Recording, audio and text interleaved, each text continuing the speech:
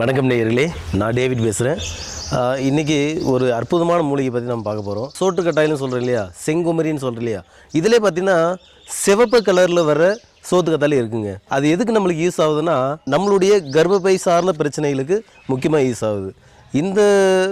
அதாவது நார்மல் கத்தாழி நம்ம என்ன பண்ணுவோம்னா, எடுத்து நல்லா சீவிட்டு அது சோறை மட்டும் எடுத்து ஒரு 7 முறை வாஷ் பண்ணி அதுக்கப்புறம் நம்ம உள்ளுக்கு எடுப்போம், மேலே ஸ்கின்னுக்கும் அப்ளை பண்ணுவோம். இது கூட ஒன்றும் இல்லைங்க, எடுத்து லைட்டாக சீவிட்டு அந்த சோறு மட்டும் எடுத்து கூட ஒரே ஒரு திரிக்கடை அளவுக்கு கடுக்காய் பொடியும், அது கூடவே நம்ம பன்னீர் ரோஸும் சொல்கிறோம் இல்லையா, அந்த ரோஸ் கொஞ்சமாகவும் கூட இந்த பச்சை கற்பூரம்னு சொல்கிறோம் இல்லையா, அது போடலாம். அது காலையில் வெறும் வயிற்றில் நீங்கள் அப்படியே கொஞ்சம் கொஞ்சமாக சாப்பிட்டு வச்சிங்களேன், உங்களுக்கு அந்த கர்ப்பப்பையில் ஏற்படக்கூடிய தோஷங்கள்னு சொல்கிறோம் இல்லையா, நம்மளுக்கு அந்த கழிவுகள் தங்குறது, உள்ளே இச்சிங் ஆகிருக்கும், புண்ணாயிருக்கும், நிறைய பேருக்கு நிறைய ப்ராப்ளம் வரும் அந்த கர்ப்பப்பையில்.